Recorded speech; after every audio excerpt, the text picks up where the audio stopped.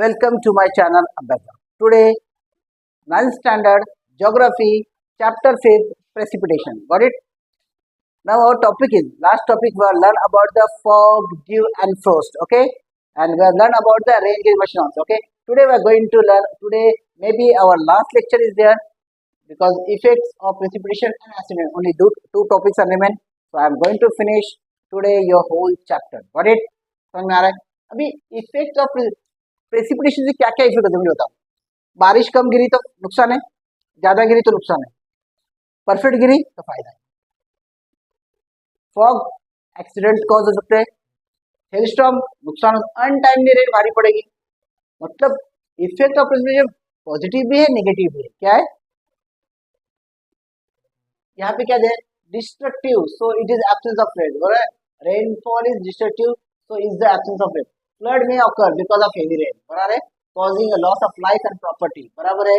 बहुत इजी है, मैं वही बोलता हूँ, कोई ये नहीं, कोई नई बात नहीं है। बाद में क्या होता है, there is a shortfall of food and food। अगर बारिश ही नहीं गिरी तो क्या हो जाएगा, ड्रॉट आएगा, फेमाइन हो जाएगा, शॉर्टेज ऑफ फूड आ जाएगा, शॉर्टेज ऑफ वाटर हो जाएगा। ठीक है, इकोनॉमी गेट्स अफेक्टेड, इसको से अपनी भारत की इकोनॉमी को बहुत ये हो जाएगा, इफेक्ट आ जाएगा।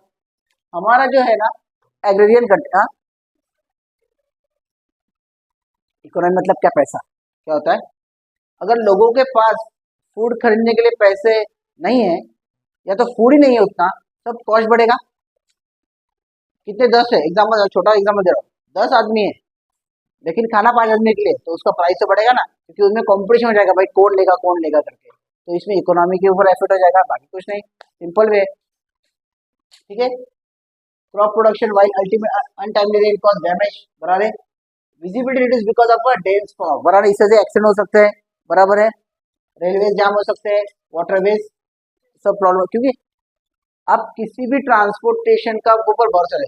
अगर क्लाइमेटिक कंडीशन खराब हो जाए तो क्या हो जाएगा, बाय एयर आप जा नहीं सकते, बाय वाटर जा नहीं सकते, बाय रोड आपका एक्सीडेंट हो सकता है। तो ये सब बहुत डिस्ट्रक्टिव अपना ये होता है, इफेक्ट होता है इसका। समझ में आ रहा है, क्लियर है। फिर आता है तुम्हारा एसिड रेन। क्या आता है एसिड रेन, मतलब क्या, तुमको मालूम है क्या है? मैंने बहुत बार समझा है एसिड रेन क्या है, और ये अपने डोंबोली में गिरता है, ज्यादा दूर नहीं, डोंबोली में।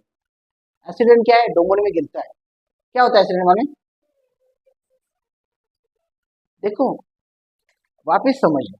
बहुत सारे केमिकल फैक्ट्रीज है, बहुत सारे केमिकल्स जो रिलीज हो जाते हैं, हवा में मिक्स हो जाते हैं। उसमें देखो कार्बन डाइऑक्साइड है, कार्बन मोनोऑक्साइड है, सल्फर डाइऑक्साइड है, बराबर है, कार्बन मोनोऑक्साइड है। ये सब क्या है, हजार्डोस है, क्या है, फैटल गैसेस है, जिंदगी खराब कर सकती है, लंग्स प्रॉब्लम हो सकते हैं, बराबर। अभी ये जो हवा में रिलीज करे, बराबर, बहुत स्टैक में से, मतलब चीन में से बहुत दूर तक है, लेकिन रेन भी वैसी आ रही है। रेन क्या है, is a combination of hydrogen and oxygen. क्या है, समझ में आ रहा है। अगर ये रेन के साथ अगर ये गैसेस रिएक्ट करने लगे तो एक डाइल्यूट, मतलब हल्का सा ऐसा क्या होता है, एसिड का फॉर्मेशन होता है। क्या होता है, सल्फ्यूरिक एसिड। क्या होता है उसको, H2SO4। क्या आएगा, इसकी वजह से तुम्हारा जलना नहीं होगा, तुम जलोगे नहीं, ये स्ट्रॉन्ग नहीं होता, डाइल्यूट रहता है। क्या रहता है, लेकिन बहुत बैड इफेक्ट होता है। जैसे जैसे अपने मॉन्यूमेंट्स है, जैसे ताज होटल है, ताज होटल बोलते हैं यार, ताज आगरा वाला, वो अभी पीला हो गया। पहले वो तो व्हाइट संगमरमर का था, अभी क्या हो गया, येलोइश हो गया। या तो तुम्हारी जो पानी है, जो तुम्हारे रिवर का वाटर है, वो भी क्या होता है, पॉल्यूटेड हो सकता है एसिड रेन से। एसिड का इतना प्रोपोर्शन नहीं रहेगा, लेकिन फिर भी उसमें एसिड रहता ही है, which cause a damage to your monuments, which can causes to your health, which can causes to pollution of water, which can cause pollution to your air. समझ में आ रहा है, कुछ भी डाउट है, क्लियर है। ये एसिड रेन की वजह से माने तुम्हारा जो स्टैच्यू ऑफ लिबर्टी है, वो पहले कैसी थी और अभी कैसे, बहुत फर्क दिखता है ना, क्योंकि उसका मेंटेनेंस करने को भारी पड़ेगा, उसको वापस बोलते ना रीडेवलप करने के लिए बहुत महंगा गिरेगा। तो ये एसिड रेन के बहुत सारे ब्रिजेज है, ब्रिजेज रहते हैं ना, जैसे हावड़ा ब्रिज है, पहले उसकी हालत क्या थी, हाँ, कलकत्ता का सबसे फेमस है हावड़ा ब्रिज, वो अभी कितना उसमें सब बोलते हैं ना रस्टिंग हो गया है, बहुत सारे ट्रैक को उसने रिचेंज किया है। हाँ, ग्रेट वॉल नहीं, वो वो एसिड रेन की वजह से, वो एग्जाम्पल है, वो मॉन्यूमेंट है, लेकिन एसिड रेन की वजह से उसको कुछ नहीं हुआ है। वो तो बहुत साल से है ना, तो उसमें कुछ ना कुछ तो अलग प्रोसेस हुआ है। एसिड रेन की वजह से जो मॉन्यूमेंट है, जैसे मेटल के ऊपर बहुत असर करता है, क्या करता है? Not on a cement, metal के ऊपर असर करेगा। व्हाट इट, समझ में आ रहा है? क्लियर है? अभी देखते हैं और क्या क्या है। बस अभी कुछ नहीं, एक्सरसाइज है। अभी सुनो, ये सब तो मैंने बताया आपको, आपको चैप्टर पूरा समझ में आया? क्लियर है? अभी पॉज करना, चालू किया ना?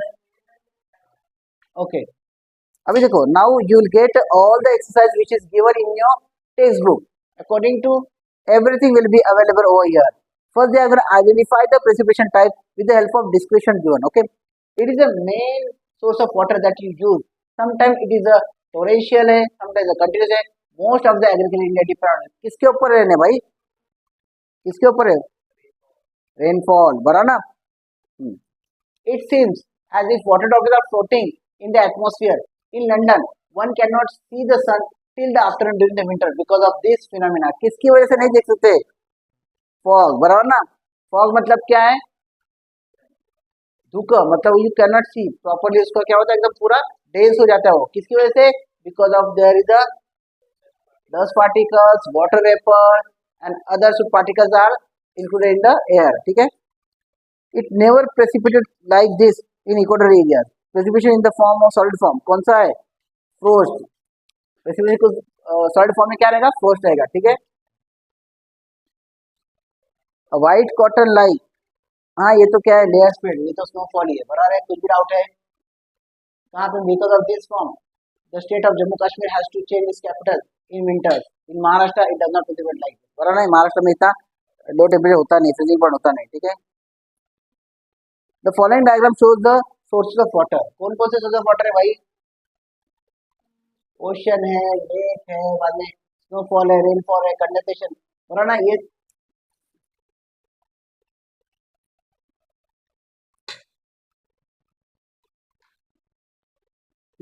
कौन कौन से? रेनफॉल, कन्वेक्शनल है, जोरोग्राफिक है, साइक्लोनिक है, बराबर है।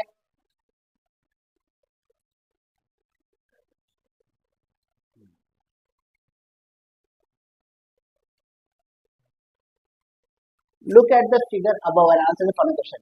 In figure B, on which side of the mountain is it raining more? देखो फिगर कौन सा है? बी।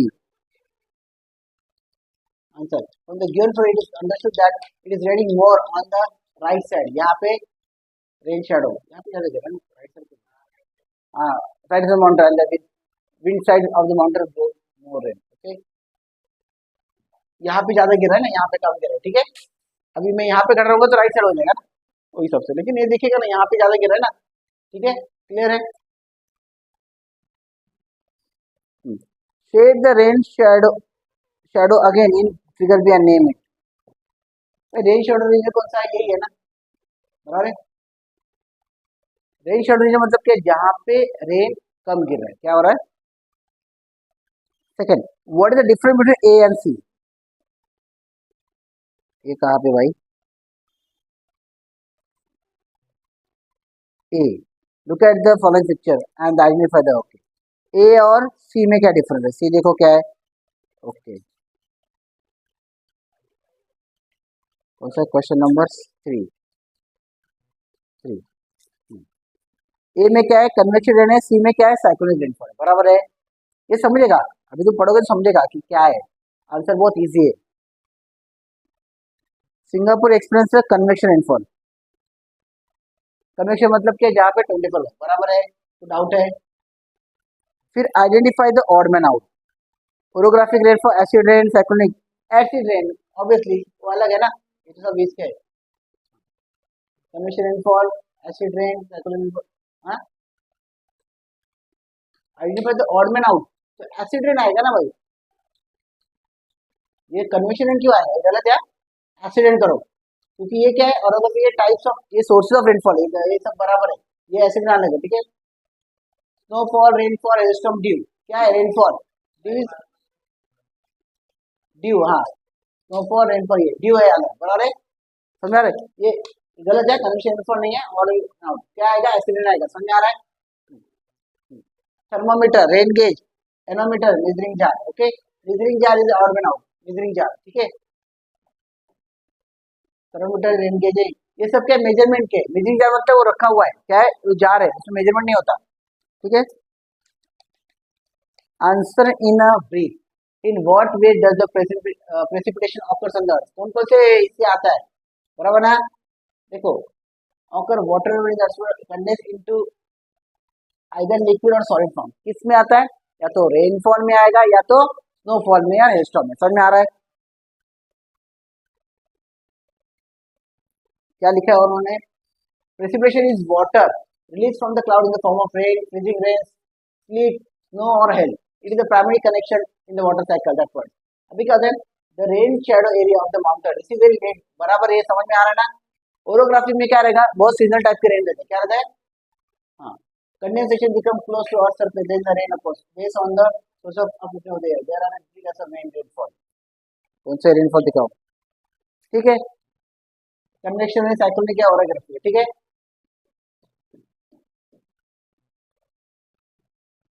देखो, रेन गेज कहाँ पे रखना चाहिए, should be placed on open place so that water from the trees or pipes do not get into water। A gauge should be unprotected from the elements in all direction, it should be kept clean inside and it should be emptied every day at the same time। मतलब उसको कुछ particular time, 3 घंटा, 2 घंटा, 1 घंटा, जो भी time fix किया है उसके हिसाब से वो वाटर कलेक्ट करो और फिर अपना मेजरमेंट करो। ओके, ड्यू एंड फ्रोस्ट, ठीक है, ये तो कुछ इजी है, कोई इशू नहीं। ड्यू किसकी वजह से होगा, because of saturated and unsaturated. Frost किसकी वजह से होगा, because of low temperature of that particular region. ठीक है, स्नो और हेल, ये भी वो, ठीक है। एक्टिविटी छोड़ो, एक्टिविटी का कुछ प्रॉब्लम नहीं, समझ में आ रहा है, क्लियर है, कुछ भी डाउट है। इजी वैसे इसका रिवीजन होना चाहिए अभी, राइट नाउ ओनली। ये अभी टैब ले लो, चालू करो and just go for the revision. What it easy है, देखो, मैक्सिमम डिपेंड है आपके एफर्ट्स के ऊपर। आप जितना एफर्ट्स विथ कंसेप्चुअल नॉलेज लेंगे तो आपका परफेक्टली आपका सब टैली हो सकता है, आपका सब मैच होता है। तो आप इतना ध्यान रखो कि पढ़ाई के टाइम सिर्फ मगब मत करो, उसको प्रॉपरली फॉलो करो और कंटिन्यूसली रिवाइज करते रहो, तो आपका ज्योग्राफी, आपका हिस्ट्री जो सबसे बोरिंग सब्जेक्ट है, आपके वो भी कवर हो जाएंगे और you can get a very good marks again. Okay, thank you very much, bye bye, see you, subscribe, like and share my channel. Okay, bye bye.